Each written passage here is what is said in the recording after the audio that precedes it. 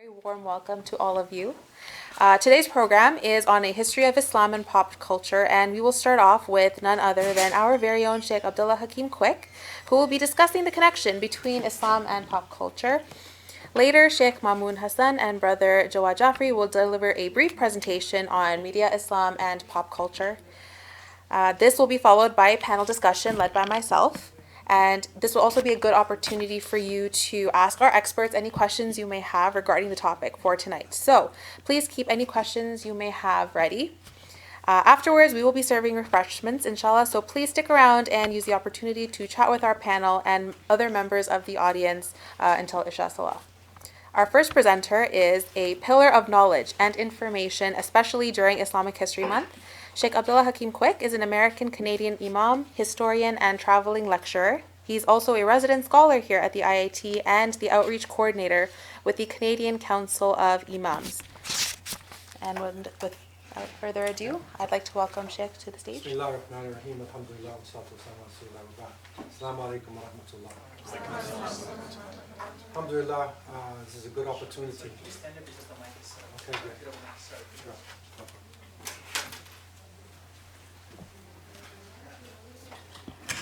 Okay, alhamdulillah, this is a good opportunity to be with the younger generation, especially on an issue of popular culture, pop culture.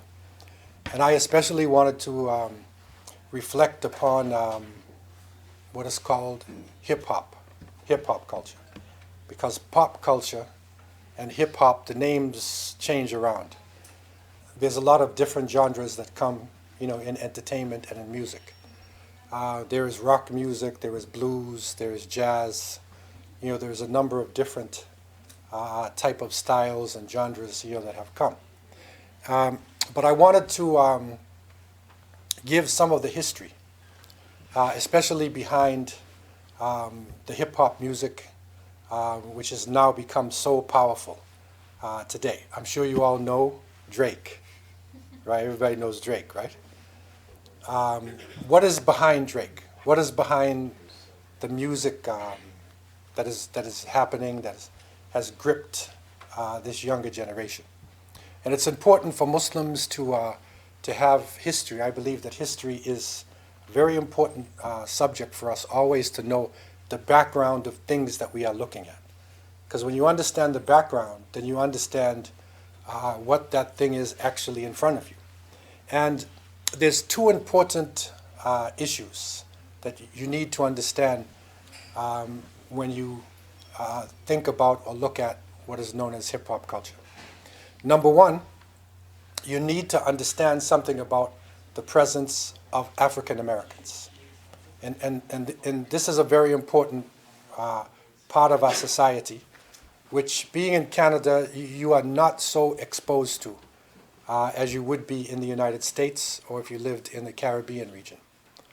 And in African culture, especially in West African culture, because this is where most of the Africans who came into the West as political prisoners and as slaves, that in West African culture, there is what is known as a griot. And the griot is the historian. Most of the cultures in West Africa and in much of the world were actually what is called oral culture. So an oral culture is, you don't write things down and have, books and a lot of things, but you carry a culture through poetry and through stories and whatnot. In the time of Prophet Muhammad ﷺ, the Arabs basically had an oral culture. And the Prophet, peace be upon him, was not what we call illiterate, because illiterate has negative connotations. He was unlettered. And that means that it's an oral culture. They didn't write things down. And there was only about 20 people at the time who actually wrote things. So the oral culture means that your brain, your memory plays an important role, in keeping this information. And in West Africa, the griots were very important people in the society. A griot would be what you could call a historian, a poet, Also, in many cases, they would put it to a type of musical sound, a rhythmic sound when they're bringing the information. They were also the custodians of the histories, the history of the kings, of famous people, lineages. Most of the information of the society was kept by the poets and the griots. Same as in the time of Prophet Muhammad Sallallahu. What the Arabs had is their poetry. So it is through their poetry and their knowledge of their lineages, their families, that they were able to keep information. So when African people were transported to the West by force, they brought along with them naturally West African culture. And so in every group of people, there were individuals, male or female, who would be sort of a spokesman for the community, somebody who expresses the feeling of the community. Also, there were people who would keep the memories, who would keep the names of their families, who are you, where did you come from, and whatnot. There are people like this. And so this is the tradition of the griot. And as time went by, with people being forced into labor and families being broken up and language being lost, the griot then, in many cases, became sort of an entertainer. So instead of the musical sound carrying culture and history and information, it sort of was entertaining people. Of course, they're learning something at the same time. But because they were not allowed to be entertained, African people here were not allowed to learn to read and write. It was against the law. Okay? So the oral culture is what kept a lot of the things going. Also, the oral culture expressed the pain and the suffering of the people, and the joys of the people came out through the music. And in some cases, the sounds of the music actually helped the people who were suffering with intense labor. It helps you to work because you work through the songs. This is not only in African culture, it's in many parts of the world, that you actually relax. So somebody now sings and brings the poetry. Dealing with hip-hop is that in the 1960s, African people who had gained their freedom, found that there were right-wing organizations, white Ku Klux Klan and groups like this, that were terrorizing people and trying to force slavery back. They had killed the First Nations people and put them in reservations, right? We know about the reservations here. The Hispanic people, they had also killed them and drove them south down into Mexico. But originally Mexico included Texas, Arizona, New Mexico, California. All of this area was actually Mexico before. And the United States bought it from the Spanish, because the Spanish were the first Europeans to come over, and they took over. So the Americans bought it from them, right? But the Hispanics were driven south. The native people, the First Nations, they were put in concentration camps. And African people, because of a resilience, a strength within African culture, and when people were taken out of West Africa, there was big empires. There was very complex empires, with wealth, with tradition, with science. Everything was there in West Africa. So the people carried a lot of skills with them. So they were able to withstand the pain of slavery and subjugation, and they started to do for themselves, forming communities, getting into business, education, and you'll be shocked to know how many things that you actually use were actually invented by African Americans. You'd be surprised to actually know. So when it reached the middle of the 20th century, the 50s, and still there was racism in America. if you were a person of color, and that's not only African, that means if you're Spanish or if you're a native as well. If you were a person of, of color, and you got onto a bus in the South, you have to sit in the back of the bus. Okay? If you're driving on the highway and you wanted to use the washroom, you could only use a washroom that said colored people. This is here. Right? And the white people had another washroom. Education was divided. Everything was divided. But America supposedly stood on the principles of equality. And in the Constitution, it's supposed to be rights for everybody. But it wasn't happening. So the younger generation of African people then started to make revolutions. They rebelled. And they rebelled, in the society. One of the first ways of the rebellion was a cultural one, where they would learn African languages and clothing, and whatnot. There's a rebellion going on like that. And then there was a physical rebellion, where there was actually a revolution in America, and many of the big cities were actually burnt down, and it was actually a serious rebellion that was going on. And this is something that, if you have a chance, you should read about, because it's really serious stuff. Within the rebellion, there were people who had this spirit of the griots. Remember, the griot was the person, in Africa who expresses the feeling of the people in a rhythmic way. Okay? So that same feeling, existed, amongst the young African Americans. And especially it was concentrated in New York City. New York City being probably the capital in terms of black culture was New York City. So especially there, people started experimenting with things. In the South Bronx, they started to take regular records. The vinyl records. Most of you don't even know what that is, right? The black vinyl records, right?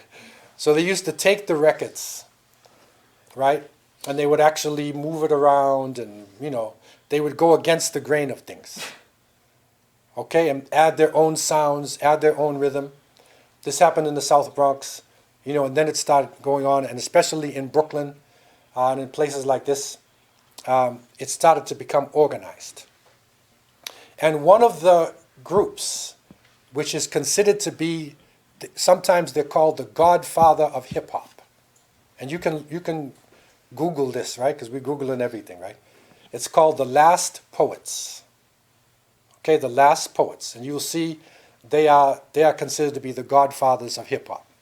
The only disclaimer, I'm warning you in the beginning, it was a revolution, so their language is sometimes not good, right? Because they're rebels, right? So they're going to swear too, and they're going to do a lot of things. But they started to express themselves and express discontent and express revolution. How do you go about change? Revolutionary change. And amongst the Last Poets, I'll read you some of the names. There are a number of periods where the Last Poets, people joined and left and joined and left and joined and left. But this is the interesting thing for Muslims that a lot of people don't realize. These are the names of some of the people. Omar bin Hassan, Don Babatunde, Abiodun Oyiwalo. Okay, the one who founded the Last Poets, Jalaluddin Nuruddin. The name sounds familiar, right? He was a military paratrooper. So he would jump out of planes. These are the paratroopers, right? Special forces. He was special forces trained, and then, he was asked to fight in Vietnam War. And he refused to fight, saying, like many people said, the Vietnamese never did anything to me, so I'm not going to fight. So because of that, he was put in jail. Because if you don't fight when you're drafted in America, you have 6 years in jail. While he was in jail, he accepted Islam.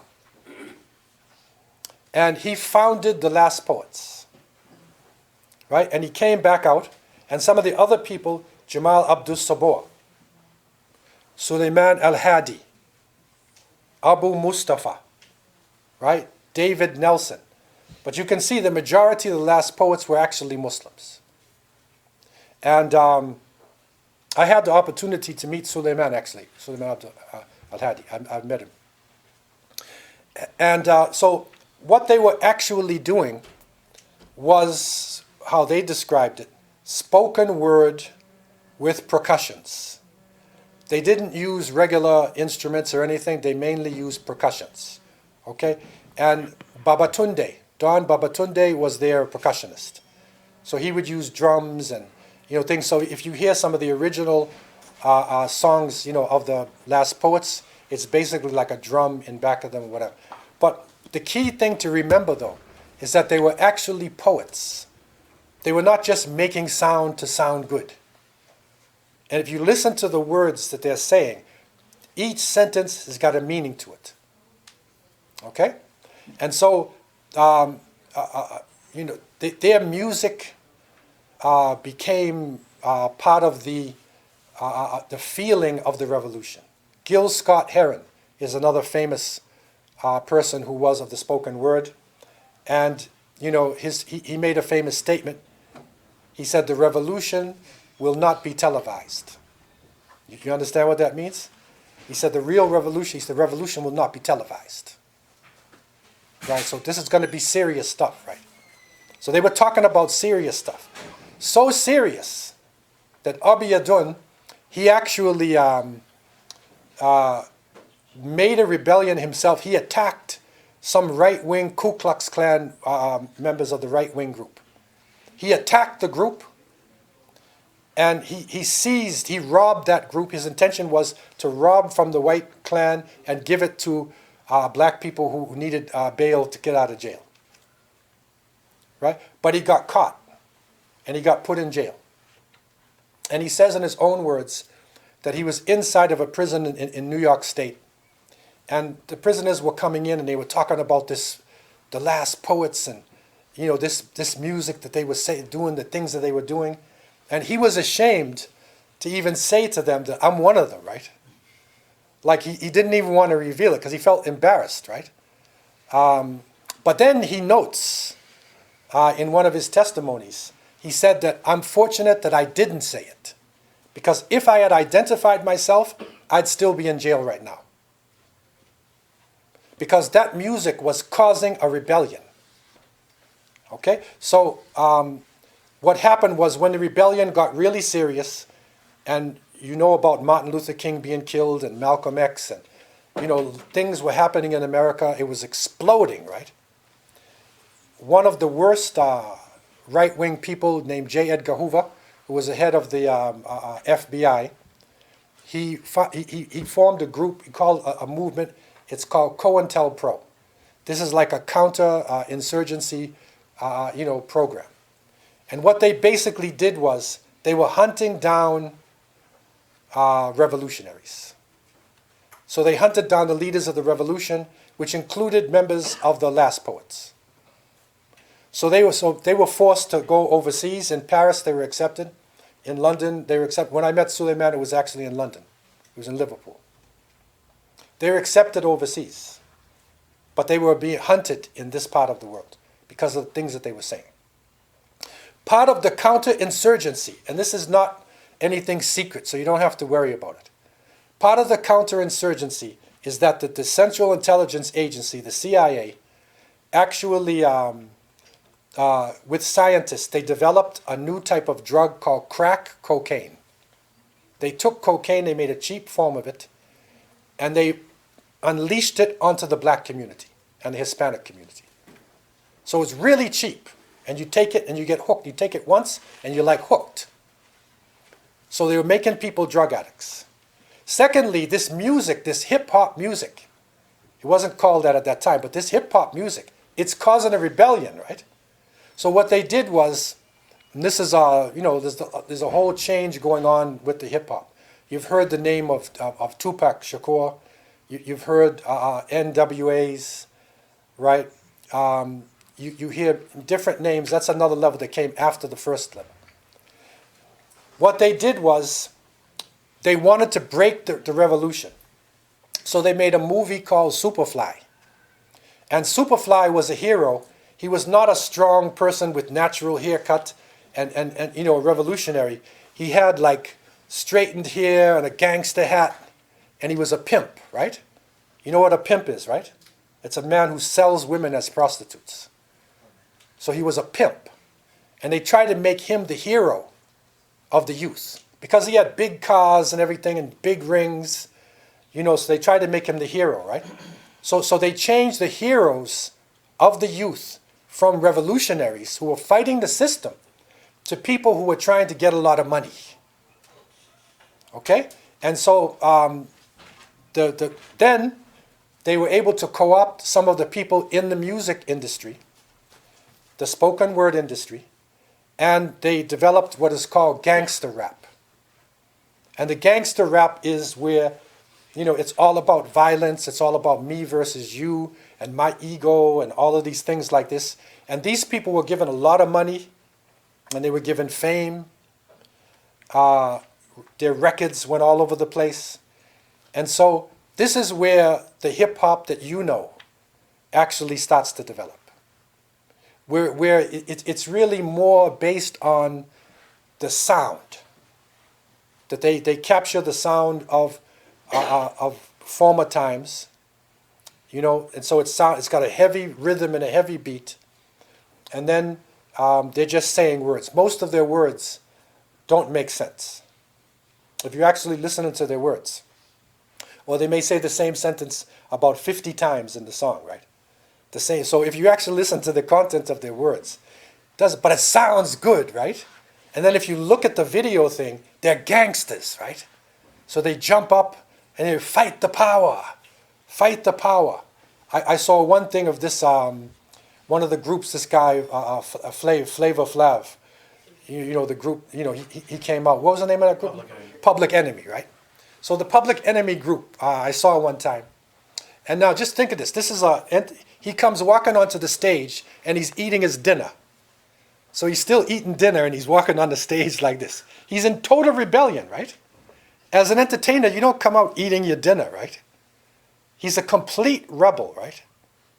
So because they were fighting the power. That's what the idea was. Okay? So then this spreads, and along with the hip-hop music becomes hip-hop fashions. There's fashions in dress, there's fashions in hair, right? The braiding of the hair, and there's rings that you wear, and there's a whole culture which actually goes, along with, the hip-hop. And so this evolves into the present day hip-hop that you know. But the point I'm trying to make, and I'm going to close here, because there are other speakers, and maybe even you have some questions. The point I'm trying to say is, it's important to understand the roots. There's a music called blues music, and many famous blues singers are very rich Europeans, and they became really good at it. Even the original blues singers were black people who were expressing their sorrow, over being enslaved and abused. Rock and roll, Elvis Presley, right? He was taught by people like Bo Diddley and other things like that. There were black people who taught him. He copied them. Even the Beatles, right? Mick Jagger and the Rolling Stones. They took their music and their skits and everything directly from black people. Jazz music, right, was another expression of African American culture, right? And that has been taken over, also. So it's important to understand the roots of it.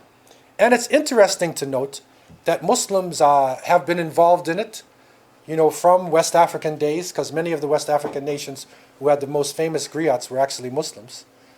And they were involved in it all the way. And now, alhamdulillah, there are Muslims who are young Muslims coming up who are expressing an Islamic version of hip-hop, right? The nasheeds with an Islamic meaning to it. And that's something that has been in our culture before. It's still in our culture, and it's something we shouldn't be ashamed of because it's actually part of our culture. Okay? So I want to open up the floor if anybody had any questions or feedback about anything that I said there at that point. Right? This is just an overview of, especially the hip hop thing. Okay? I think we'll just leave the questions for the Okay. panel All right. afterwards. Okay. So,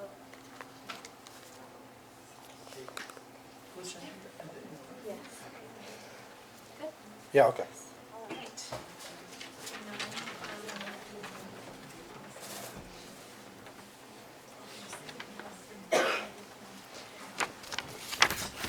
Okay, Jazakallah, Sheikh Abdullah, for your insights on the poets of old. I always walk away with several interesting facts after a presentation by Sheikh Quick, and today is no exception, so Jazakallah khair for that. Our next presentation will be by Brother Mamoun and Brother Jawad on media, Islam, and pop culture.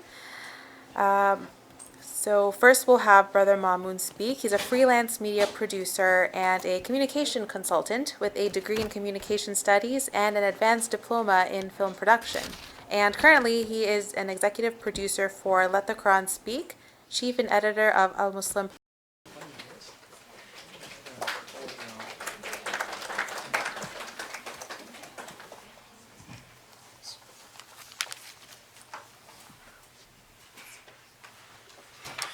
Alhamdulillah Rabbil Alameen, wa sallallahu wa sallam wa barak ala Sayyidina Muhammad wa ala alihi wa sahbihi ajmain. So, first of all, that's an old bio.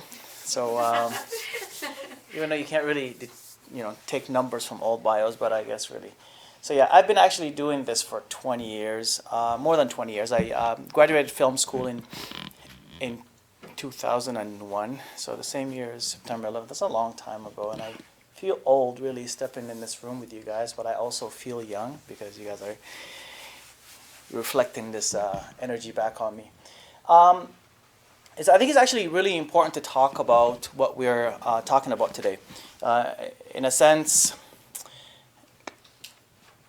here's the thing, I'm gonna actually expose some things about myself, okay, about my history, okay, I've changed a long time, but a long time ago, I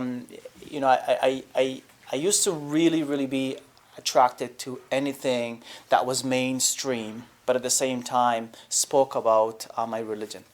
And I still do in a sense, really. And I think it's really important because I felt like no one ever spoke about me as a person or about my beliefs, but in an open forum, right? And that's really kind of, I guess, really the time that I actually began to listen to hip hop. So I was like, now that we're speaking this, So when I was, 13, 14, or 15 years old, which would have been a long time ago. This is my daughter here, by the way. She's almost going to be about that age anyways, right?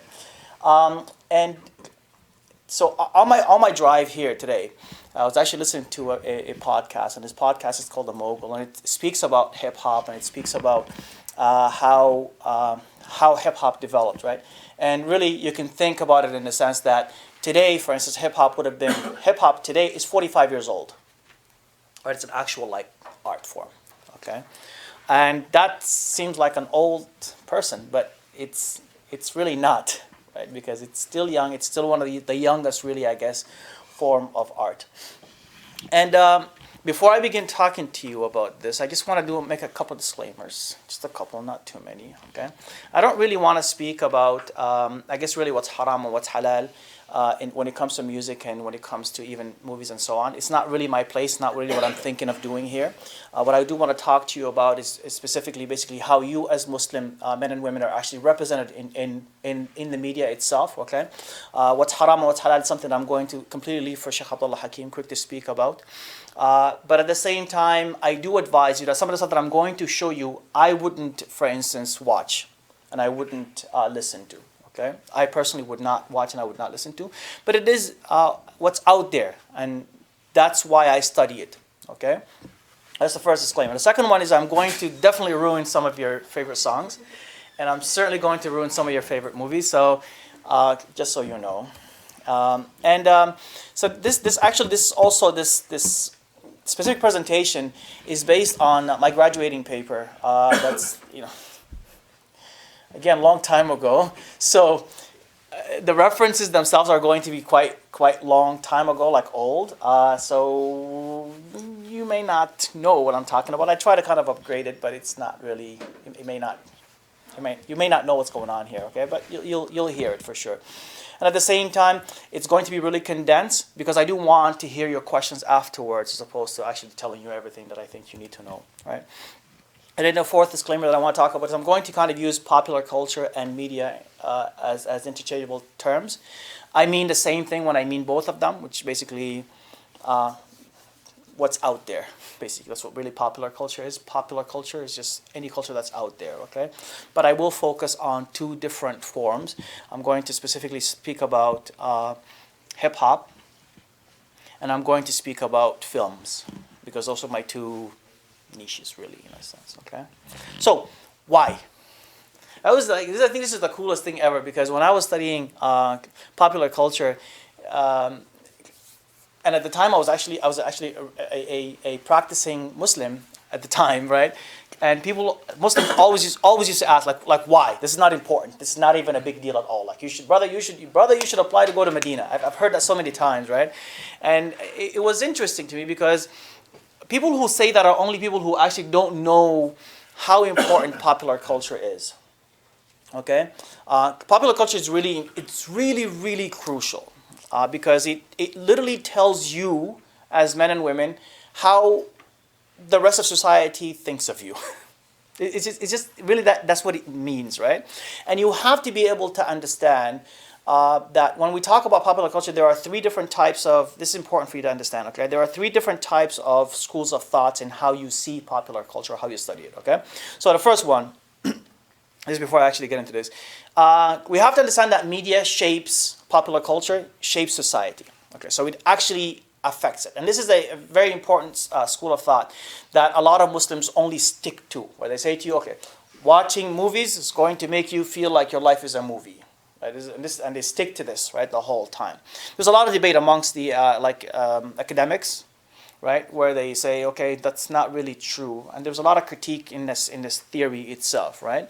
But then there's another theory that we speak about as well, which is the other way around, which is popular culture doesn't only affect how you behave, it actually reflects how you actually are yourself. Am I making sense between those two things? Because you guys seem like you're not really with me here. Okay, so one of them says media tells you how to feel. The other one says that you pretty much tell media how to behave. This makes sense? Okay. The third school of thought, and this is an important one, which I honestly would really think this is the way that it actually works, is that it works both ways. Media, popular culture not only affects how you behave, but you also affect how it is. And this is what we call media representation and influences. Right? So media and popular culture, it affects how you behave, but your feedback to it actually changes media itself. And this is very obvious in a lot of ways, right? Because we're not, the first school of thought thinks of us as like really, really passive. We just receive information and okay, we'll take it. Oh yeah, Muslims are bad people. Oh yes, we accept that. And then basically we internalize that kind of information. But that's not really true, right? And the other one says that, okay, there is no pushback on the media. So the moment we don't like a TV show, for instance, it's supposed to get canceled. Right? But the truth of the matter, that's not the case either. Right? The case is that they make changes and they play around back and forth to see what we don't like and what we like about it, and then they kind of manipulate what's going on there with it. Okay? So those are the three different schools of thoughts. Hip hop. Guys, honestly, the moment I heard, you guys know any of these guys here? Really? Yes. Oh, Jay-Z, that's the only one you guys know? KRS This is terrible. All right, this guy knows everybody. He must be my age, man. A bit older. All right. Hip-hop is really, really, really one of I honestly think of it as the coolest art form. Okay, the first time I heard a rap song, honestly, I fell in love. I thought this is the coolest thing in the world. I don't know how anybody does not know about this or does not like it. And this is early 90s when I grew up in a city that was like purely white. and even white people were listening to hip hop at that time. I was like, it's the coolest thing ever, right? And then, I can hear a song, and immediately the second time I hear it, I can repeat exactly all the rhymes of it. And my mom was thinking that I was going crazy. Honestly, my mom thought I actually had jinn, because she's like, how do you remember these things so quick? Like what's going on? And then, but hey, that's the way it is, right? Remember that time they used to write some important things about hip hop, where they used to say. They didn't refer to it as hip hop at that time because it was black culture. This is before Eminem's times, so it's black culture, right? And they used to say black culture defines what's cool. This was at that time, okay, when it actually happened. So, does anybody know who these people are? Most Def. Okay, so Mos Def, Yasin Bey, his name is right now. And then who are the people on the top? Wow. Huh? In the top, isn't that? This guy knows what's going on. I can't tell. I don't know if that's Method Man on the top, and if it is, then it's. Yeah, so if it's Method Man, who would it be? It's the Wu-Tang Clan, right? Yeah. And then the people in the bottom, right-hand side.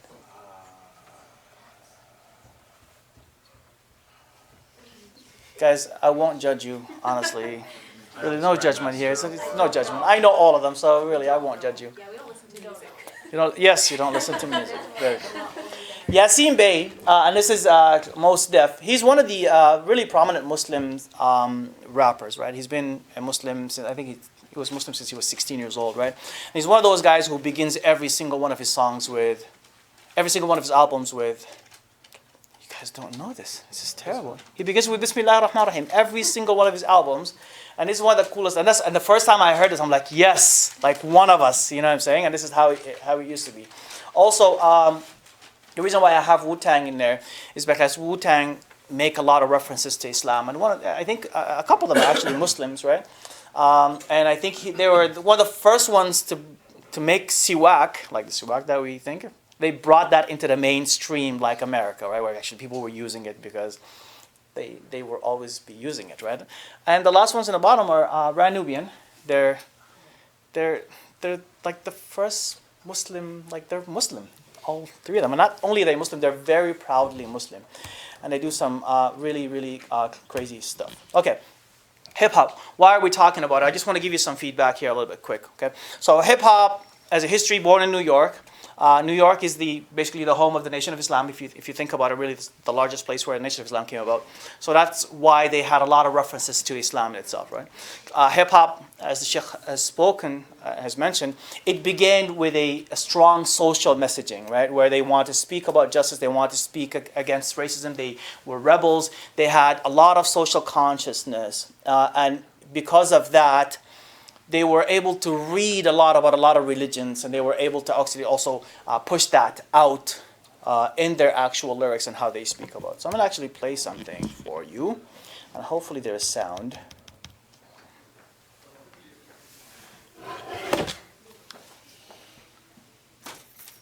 Yes, please. Close that door. Okay. I wonder if actually this is going to... Bismillah ar-Rahman ar-Rahim. You're living at a time of extremism, a time of revolution. Can you hear this? Bismillah ar-Rahman ar-Rahim. Bismillah ar-Rahman ar-Rahim. This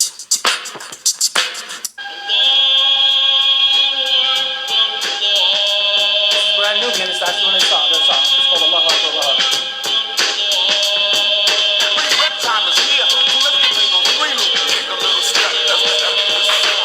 Tell the pigs I say Assalamu alaikum. Walking out your neck saying you're a Christian, a Muslim, sleeping with the gin. Now that was the sin that did Jezebel in. Who you gonna tell when the repercussions spin? Ever witness rapport like this before? This was your kiss the floor, say bish my lord. Lego, it's all the body around me, feel me? Wish me Allah, all the gods round me. All I heard was Allahu Akbar, Bismillah, Rahim. Allah scream, keep warm, I'm living to pay rent, I paid my way through. Paying the eye you played your way through. Dealing with Wi-Fi. Collect calls to the tip, singing how you change. Hope you a Muslim now, no one no game. Heard you might be coming home, just got bail. Wanna go to the mosque, don't wanna chase tail. Put her on a ring finger, cock the the Glock and started praying to Muhammad and Allah. The most beneficial through you, all things are possible. I know you're listening. Ain't not best I this sing and praise Allah for keeping me away, man. First the day of their birth confused. Who's to be praised, the mighty dollar or Almighty Allah? I don't try to hide it. I'm a killer. So I guess we just pray like the minister say. Allahu Akbar, throwing some hot cars. You can't fast with me and avoid the swine. You degenerate MC, I'm the best of mankind. Allahu Akbar, stay choosing real stars. My seconds, minutes, hours go to the almighty dollar and the almighty power of Allah. Yes. Thank one another, that's worth of my brother Malcolm. Assalamu alaikum, alaikum assalam. Alhamdulillah, Allahu Akbar. God is the greatest. Planet Mars, we called in the face. Like Ali in his prime. Assalamu alaikum, alaikum salam. Creator of the world, sculptor of the stars. During Hajj, we walk through Ramadan, we starve. Though you're not eating, there's a feeding of the mind.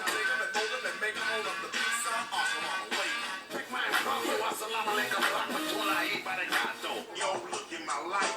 Ice Cube is a miracle. It could be you. If you was this lyrical, it could be her. If she was this spiritual, cause me and Allah go back like cronies. I ain't got to be fake. Cause he is my homie, my homie. Now everything I'm rhyming on calls a Ramadan, Benadine. Praying for the families lost in the storm. Bring our troops back from Iraq, keep our troops out of Iran. So the next couple bars, I'ma drop them in Islam. They say Assalamu alaikum, say walaikum assalam. That's the Oscar Maya begging, you should run and tell your mom. Now the question is how we gon' stop the next Vietnam. Keep Lex out of Korea, cause you know we drop bombs. All right. So there's a lot of references, and this is honestly like just what I was just able to kind of find today, because this is the only time that I actually I was able to kind of look through it. And these are the songs that I heard, that I listened to when I was a bit younger. Really, I honestly don't know anything. As a matter of fact, as I was just coming out of the house, my wife was telling me like Drake actually does say Wallahi Allah. I've never heard. I don't know any songs by Drake, which is really terrible. I should say that from Toronto, right? But I just don't listen. I've stopped listening to music really since before he came out, when he was still an actor. So these references, as they're coming about, I do want to talk to you a little bit back and forth now, so I can actually kind of feel out on what you're thinking here, okay? As you're hearing these references really, these are like really famous rappers who've been around for a long time. How are you feeling? You can yell out. If it makes you feel good, yeah? I'm very surprised because I don't think I'm just wondering if anyone else notices. Yeah. Mm-hmm. Just okay. For a few minutes. Sure. Yeah. Assalamu alaikum. I'm sorry to interrupt, but we're getting into the period where we'll have some discussions and some questions, and I want the youth to be really comfortable to do that. And we've advertised this as a youth-oriented. I'll have to take some of the adults out, unfortunately. So I hope you don't feel bad. I feel bad telling you that, but it's for the better. It's for the good of the adults, so for the youth. So inshallah, if I could ask the adult brothers and sisters if you're here. When I say adult, like parents, if you we have can a ask, son here or a daughter here, you should. yeah, we can ask you to. Just follow me, inshallah. We'll go down to the class, Sheikh Abdullah Hamid's class. You want me to come too? Yes, yes. I'll be downstairs. Okay. I have to do the bad part of it. And we're live streaming, so if you actually want to see this later on, you can. But they won't hear you guys, so you guys can speak, and they can't hear it. So what is the? So again, I just want to ask, how are you feeling? How are you feeling when you hear these? Really proud Mm-hmm. of being Muslim, because you see them represent you in the media. Yeah. And you feel since you are not able to vocalize your Islam as much living in the Western world, seeing them doing that for you is kind of uplifting. Yeah. Yeah. There's a sense of representation, right? Like you don't feel like you're a stranger anymore. Like, see, here's the thing: that this narrative has been pushed upon us for so long, right? Which is the fact that you're not really from here, you don't really belong, you're not really this kind of person, you're not this and you're not this. But yet you have mainstream, really, I guess, culture producers, right, who are speaking out these kinds of words and really, I guess, really like philosophies, right? And they're pushing onto people. And a lot of people actually became Muslims because of what they would hear of it. You were going to say something? It actually makes me wonder how much of it is Islamic influence, how Mhm. they feel about, saying dropping these lines in their Yeah. music versus whether they actually are just trying to represent Islam. Yeah. I mean, so here's the thing. Hip hop has always been that kind of, and every single rapper would say this to you. Would say to you like, we speak the truth, and we speak our lives, and we speak what's being spoken in our hoods, and we speak what's being spoken in our household, right? No one will ever, for instance, claim any rap. No rapper will ever come and say to you like, listen, hey man, it's only a game. Like I'm only playing this. Even though we know Drake is not a rapper. He's not a gangster, right? He speaks gangster. He I don't know. There's a few that always happen where somebody else would remind you, you're not a gangster. You're like, I know where you live. I know where your mom is. It happens all the time, right? Yeah. Any other feelings? So, okay. So when I was actually doing this research, when I'm trying to get this paper out, I basically went through 100 mentions of hip-hop, of Islam within hip-hop itself. And I kind of analyzed it and to see what it is. And a couple of things that jumped out at me, and I'll just tell you about them right away, okay? So first of all, one of the major things that jumped out is there's a lot of contradiction in how it actually is. There is a lot of contradiction between lyrics and imagery, where a lot of rappers would say certain things, right? But when it comes to the music videos, for instance, you can see that what they're speaking in their lyrics is just not manifesting it. And I'm going to speak about this a little bit more when it comes to like the part when I speak about movies and Hollywood. Like music videos, a lot of rappers are actually culturally appropriating a lot of Islamic imagery. You know what I mean? And that's wrong, and that's inappropriate.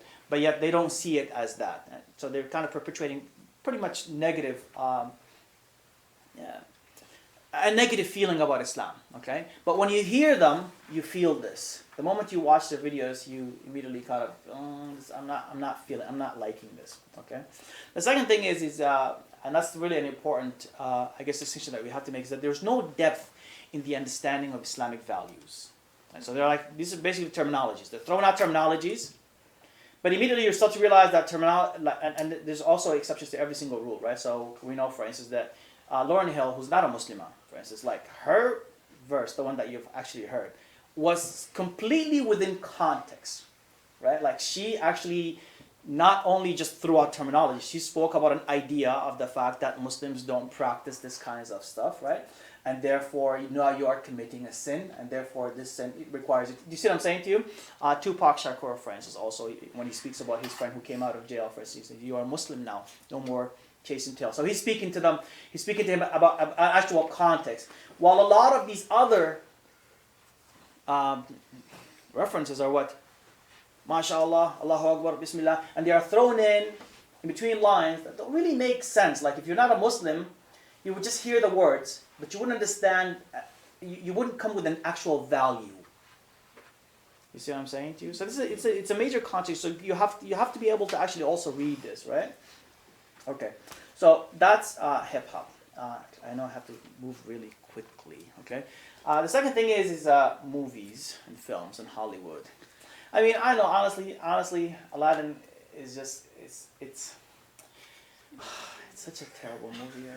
It is so problematic. Like honestly, ever since I was young and I watched it, I was like, there's so many problems with this movie. Just so many problems with this movie. And there's a difference in how movies portray Muslims versus hip hop, right? And I'll tell you the difference of that very soon. Guess there's other TV show in the bottom there. The worst thing in the world, like the worst movie, TV show in the world. You would not. Homeland. Does anybody know what it is? No, don't watch it. It's terrible. Play it. So before we talk about movies, we got to talk a little bit about Orientalism. And I don't really want to get into like. Do you guys know what Orientalism is? It's like a no. You said. Yeah. Okay. So we have a small clip that's going to show what it is, but basically, it's basically looking at people from the East as the other and studying them through a lens of like we're better than them, so let's kind of teach them. It's basically how I don't know this live streaming, so I really can't say much really. It's basically how the Western world has been studying the rest of the world since forever, right? The second thing about movies, and so we'll talk about Hollywood, we talked about hip hop, for instance. They had these values of speaking the truth, of speaking out against injustices, and they actually being real.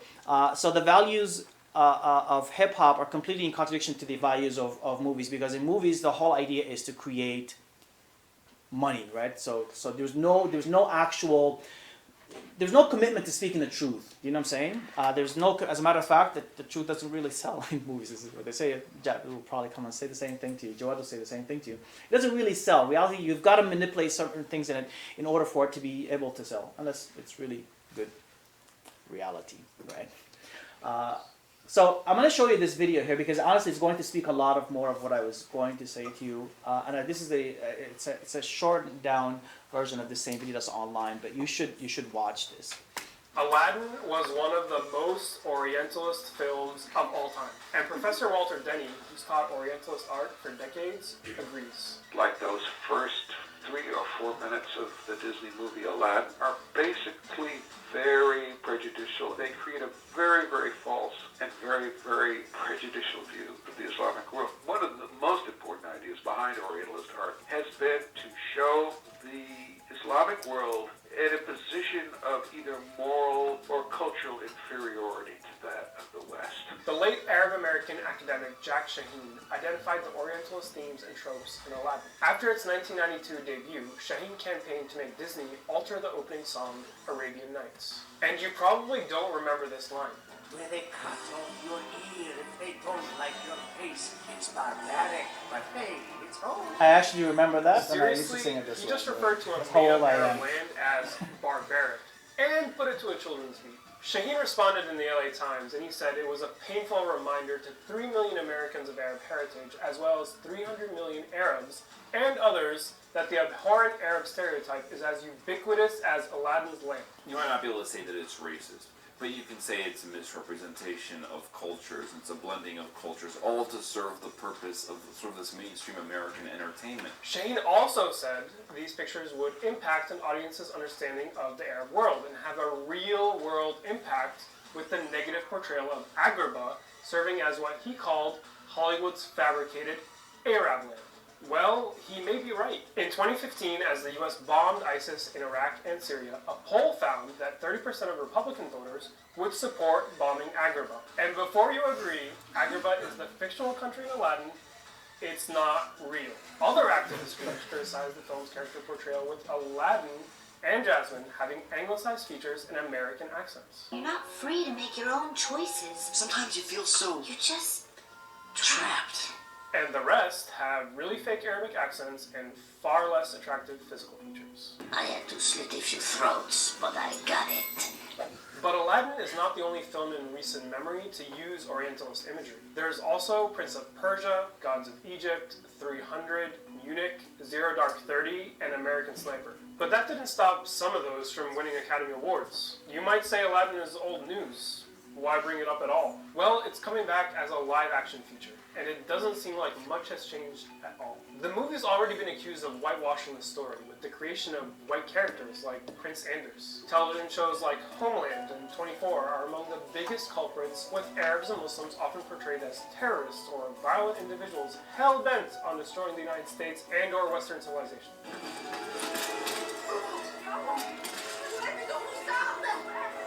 Homeland in particular framed Muslims as people you could never trust under any circumstances, even if they were your neighbor. The Brave is NBC's latest military drama, where good versus evil clash, and the evil happens to be Muslims. But there also happens to be one good Muslim working with the good guys. In many ways, you could say that Hollywood mainstream movies have become a lot more self-aware about this kind of thing, and so they try to change it up or add a little more complexity, for example, by adding in a Muslim good character as a way to sort of balance out a Muslim villain. And then there are music videos where Orientalist images have been pervasive for a long time, but it's not as discussed as it is in other art forms. Which brings us back to Bodak Yellow's music video, where Cardi B shows up in Dubai, so mysterious, so rich, dresses up in Arab garb, so sensual, so exotic, has a pet cheetah, which is dangerous, rides a camel across the desert, aka every Arab's backyard apparently. There are plenty of other examples of musicians using Orientalist images in today's music videos.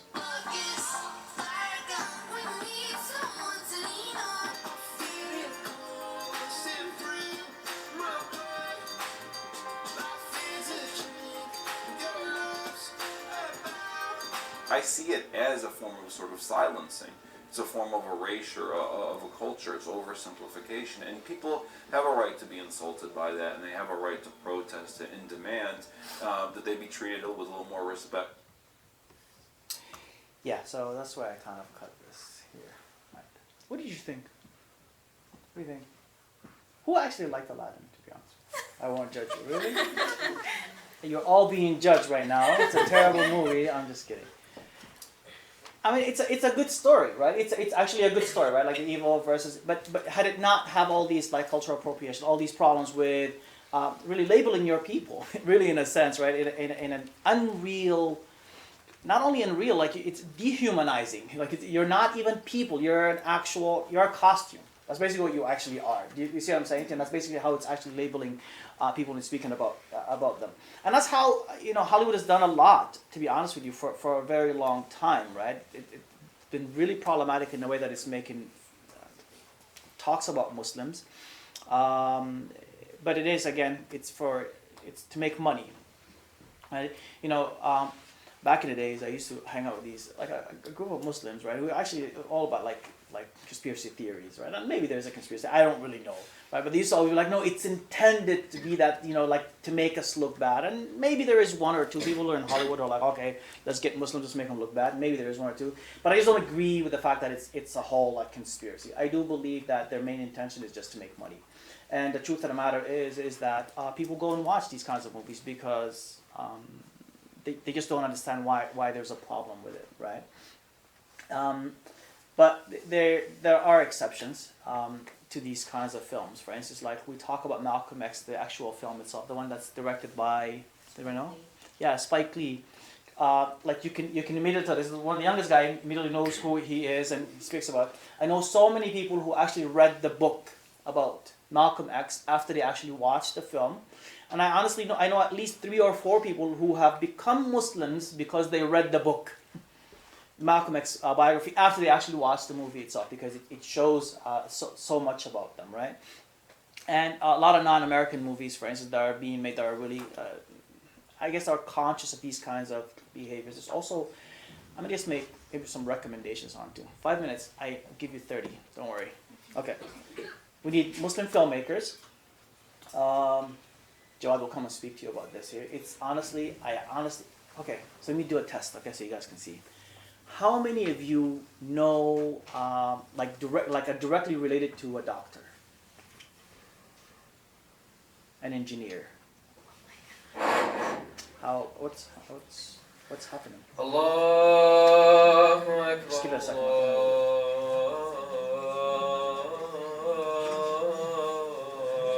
Is it 9 o'clock? No, it's 8. It's 7:50.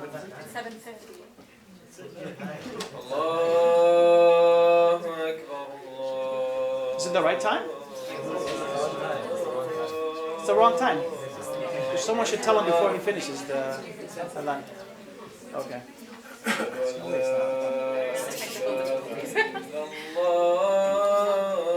It's ahead of his time. Okay.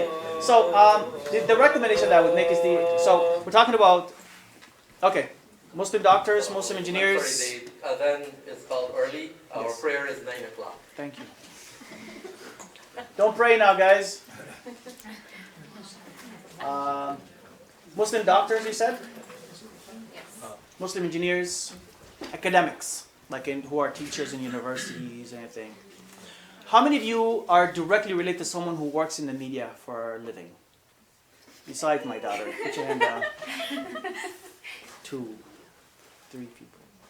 I think that's so problematic. Like, to me, that's such a big problem. It's a major issue, right? And we're beyond it. Like I can understand when I wanted to go film school, my mom's major concern was like, what am I gonna tell my sisters you do? Like that's her major issue. And I was like, tell them I'm a filmmaker. What does that mean? Like, what do you do? Like I was like, I make films, mama, you know what I mean? And but this was like 20 years ago. I don't know why we still have this issue, right? Of actually getting into the media and producing things, okay? Important thing, guys, you've got to be able to tell your story on your own, okay, by yourselves. And you've also got to be able to speak, to speak your values, like as opposed to you make things not just to make money, but you make things because you want to speak your opinion. You make things because money is important. I'm not gonna lie to you guys. You are quite young, so I could lie to you, but like money is not a big. It's a big deal, right? But at the end of the day, values are more important.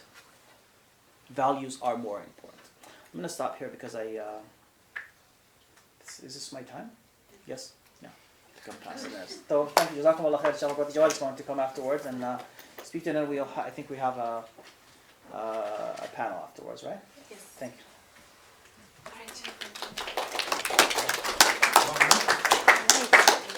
Jazakallah khair, Brother Mamoun. So I'll very quickly introduce Brother Jawad.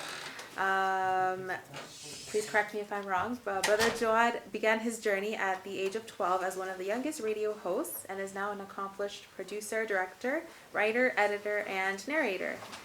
He has also produced programming for Canadian broadcast television, direct-to-home, educational, and corporate media markets. Please join me in welcoming Brother Jawad to the event.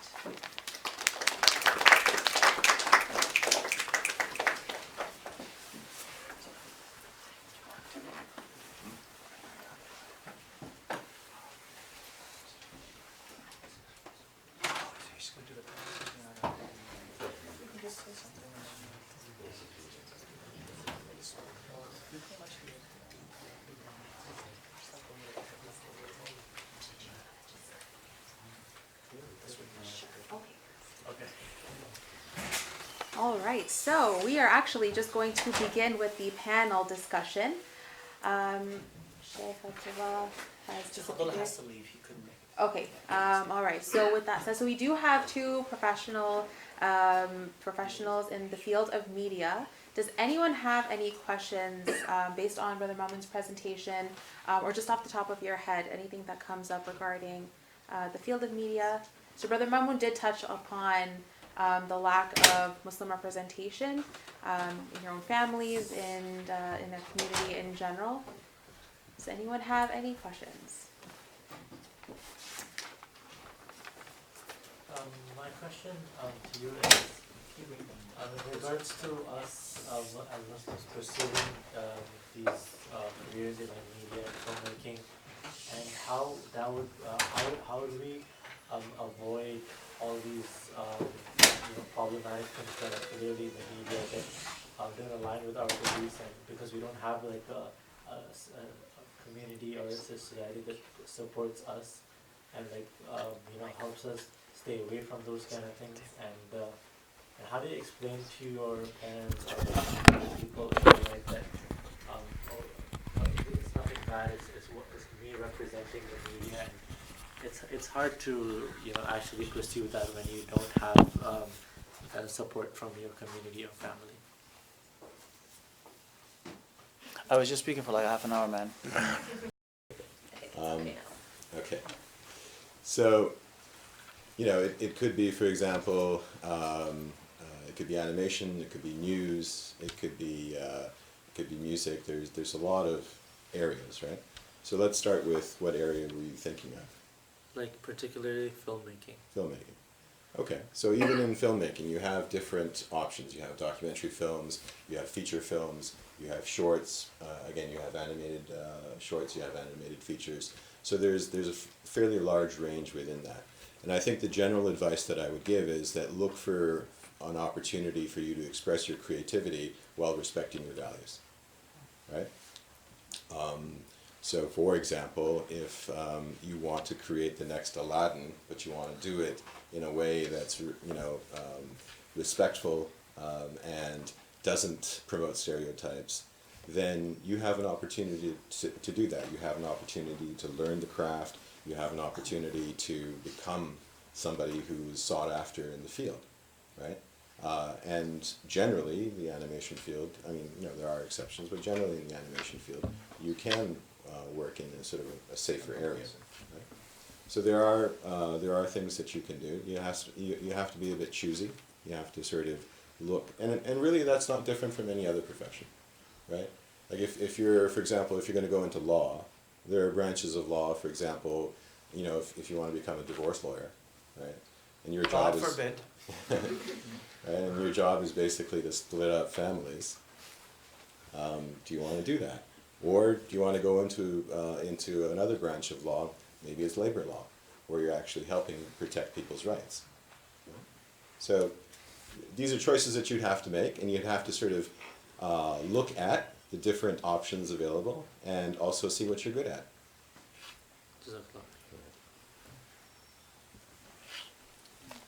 I have a question.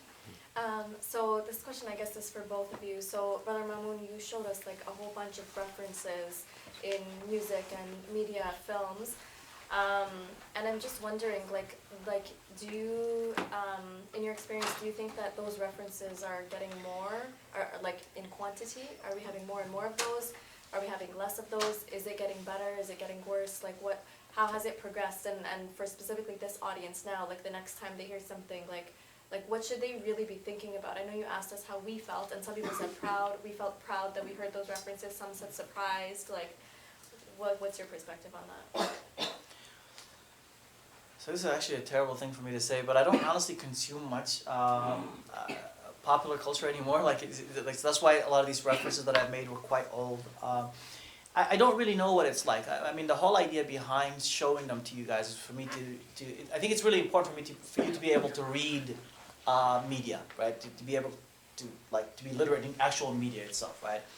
And to actually be able to see what's being said, and also understand how it affects you and your people, right? How it represents you and your people. And these are things that you just have to, I guess, really, like you have to tell me these things. I don't really know. I haven't done any studies recently. Like the paper that I've done was, I won't tell you my age, guys, because it's not really cool, because this was like 2005, right? So when I actually finished doing this paper, right? I just added some of these references to it recently.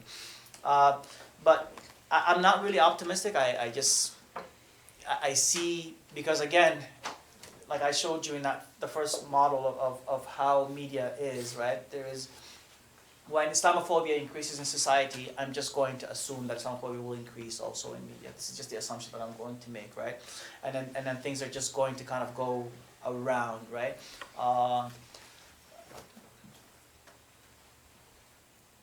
I don't know. I've heard an issue with a Cardi B song not too long ago. I don't even know what the issue was, but apparently she was very Islamophobic in the way that she is, right? There's the song, for instance, that she actually, the music video that I showed you first of her being in Dubai, it's 2000 and, what year is this? Like, I always think of these questions, right, when I see people doing some weird stuff, right?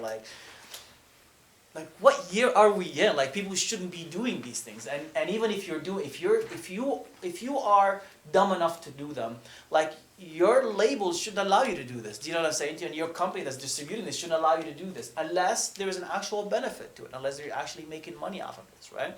So I'm just assuming that, honestly, is that it's not getting better, to be honest with you.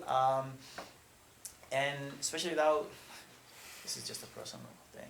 When I hear music nowadays, just music period is not doing better than the music that I used to listen to when I was younger anyways, right? But then, that's what my dad used to say about me. Well, let me ask you guys a question. If you find something offensive, what do you do about it? Yeah? Constant backlash. Like how? Like arguments or like people commenting about something or trying to justify their point in a way. Okay. So you're going to talk to somebody on an individual level? Sort of, yeah. Okay. But if, let's say, it's a film or it's something you saw on the news, or I don't know if you guys watch news. Do you guys watch news? Yeah. Okay. They consume news. Yeah. Or maybe it's a song like Br Mamoun was talking about. What do you guys do about it? We post, like you post on social media, like you'll write your opinion on it, something like that, right? Okay. Anything else? Yeah, express your outrage on like social media and tell people like what they're actually doing and getting more attention towards that one offensive thing that they did. Sure. The other thing that you can do is you can offer your side, right? So it's not just saying that, hey, this thing that you presented was offensive to me. You can actually help them to see where the mistake took place. right? The other thing that you can do is you can sort of try to spread the word, because media companies in general troll social media to see if they're being referred to.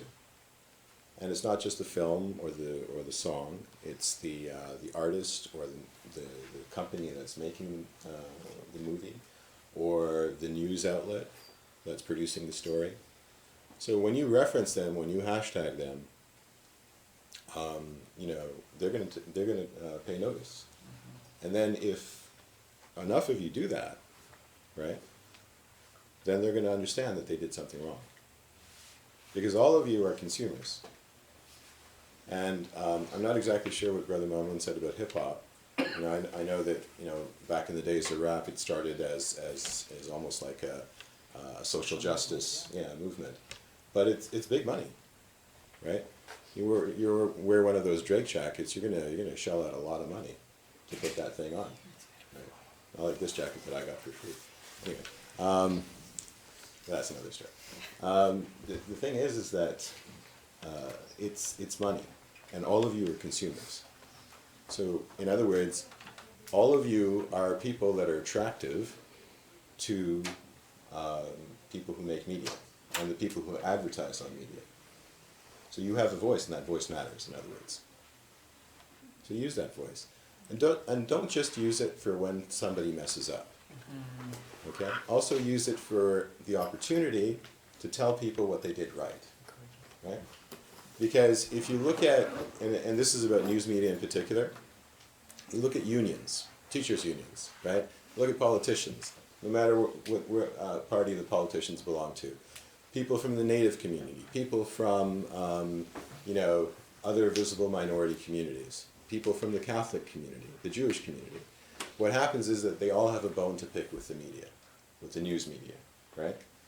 But most of them, if not all of them, have an opportunity to positively interact with them on some level, except, in my opinion, the Muslim community. When we interact with the media, it's often on an adversarial level. And we rarely, if ever, share any of our good news. This masjid is doing a number of wonderful things. There are many other centers that are doing excellent work. There are charitable organizations that are helping people right here in our community.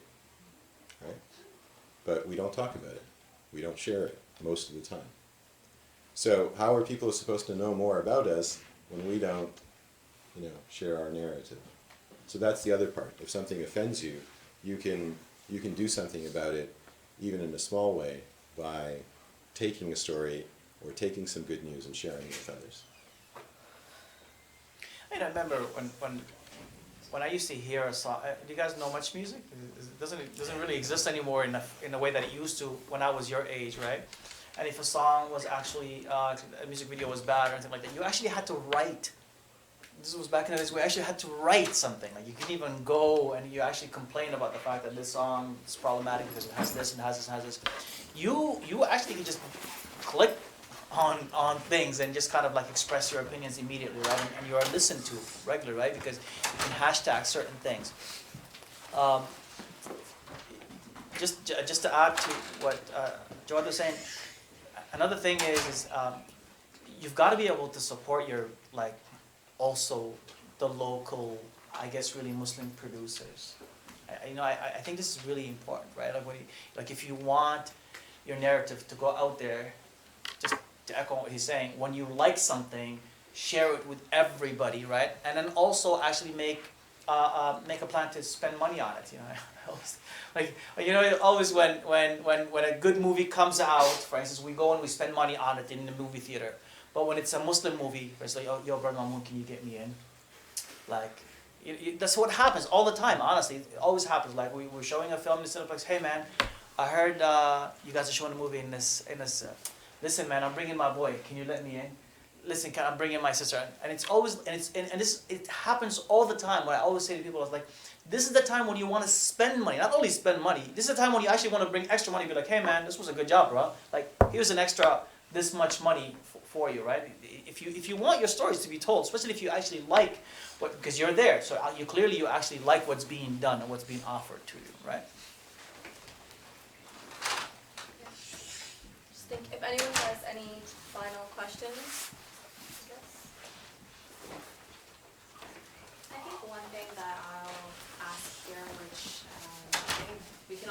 that we need more accurate Muslim representation in the media, which means that we need people like you to join the field. So is there anything that you can speak on, like how these youth can get into the field, or if it's just a matter of supporting people in the industry, what can they do to help increase accuracy in the media? Well, again, choose what you like, right? So if you're going into, film versus news media versus documentaries and so forth, first know what you want to specialize in, right?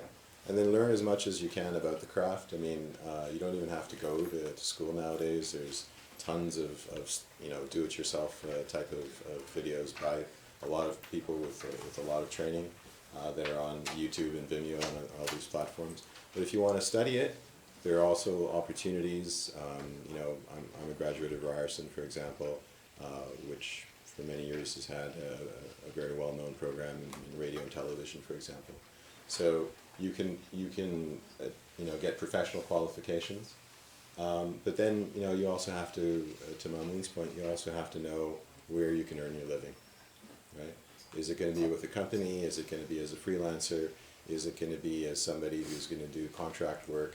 What kind of career path are you going to be on, right? And so take it seriously. Develop yourself, acquire as many skills as possible, and then you'll become a well-rounded media professional, right? And then you'll be able to work in different capacities, whether it's for yourself, whether it's for somebody else. I guess really you could just start with like smaller things. I'm always like amazed at like why we don't have enough vloggers like as Muslims, right? Like vlogging is such a simple thing, it's such a simple setup to have, right? We have so much to say, do you know what I mean? But we don't have enough of it, right? Like I hardly see enough of it. And even those that are out there, it's not pushing the Muslim content. Do you see what I'm saying? They kind of suppress that part of themselves so they can actually show themselves as mainstream, right? Well, the idea is that we are mainstream, so you don't have to actually hide anything. You see what I'm saying? You just have to be yourself, right? And just kind of show yourself, speak your opinions, speak your truth, right? And that's it. And you'll grow. Like it's so weird when people say like there's no money in this business. This business is terrible in terms of the amount of time that you work in, I think, really, right? But in terms of money, you'll make good money. You see what I'm saying to you? But it's just the hours are terrible. It's a passion kind of work, right? Because you work on everybody else's demands, right? You have to deal with a lot of people. It's hard work. I shot a feature film during the summer, and there were days when we went for 16-hour days, right, for like 2 weeks. Yeah, it was tired. Like when I finished, I went to bed for like 3 days, right? But it was so rewarding, right? And I was like so happy when I finished it because you kind of see something in your hand. It's such a rewarding job. Like, you know what I'm saying too? Like media is so weird because I know like doctors say, when I finish helping someone, like it's not the same at all. You know what I mean? But when you finish like making a film or a video or whatever, and you actually see something and you see the message behind it, and there's this sense of reward like that you get that you feel really happy about. I'm telling you, like if you haven't felt it, you should really start to do something. You know what I mean? It's an amazing kind of feeling that you couldn't imagine. Yeah, try it. Just do something, whether it's on your cell phone or whatever, right? And if you like it, it won't feel like work. Yeah. Right? That's the thing. They say that you know what you were meant to do if you could do it for free and still do it, right? If you could do it for free and you didn't have to worry about getting paid, you would still do it. But don't do it for free. No, I'm not saying to do it for free. Yeah. But the thing is that's when you know that you're in love with it, right? That's when you know that the hours that he's talking about don't feel like work, right? It's you're investing yourself in something, right? And we have, mashallah, a hip-hop artist right in the back of the room here. So, and you should actually be part of this panel because, mashallah, here's somebody who, with his brother, you've heard of Mustaqim, right? So these guys are putting out, hip-hop music as Muslims with a Muslim narrative. and mashallah, people are appreciating it. So, you know, that's somebody who's somebody that you can see that is walking the walk. Can I add one thing? Yeah. If you have, like, if there's something you're interested in, but you don't see it out there, I can guarantee you there's someone else interested in it as well. So the internet is such a free space to just put anything you want out there. So if you create something, just put it out there. I'm it's guaranteed there's going to be someone else there that wants what you just put out. And if there's no market for it, just keep grinding, and eventually, inshallah, if you make it there, then you can create a market for other people after that. And if you create a market for that, then other people have an easier time getting to the same level that you got to. And then from there, everything will start to flow more easily, and representation can flow. A lot of these YouTube stars, for example, you know, they just started doing something, you know, with their computer or with their camera, and then all of a sudden, to Bilal's point, people actually started, you know, connecting with them. So, you know, they didn't even have the idea that they're going to become a YouTube star, but they became one because people were identifying with them. And there's actually a lot of Muslims, particularly Muslim women, who are themselves social media stars, as you know, right? They might have a sort of a narrow niche. You don't have to follow that niche. You can create your own.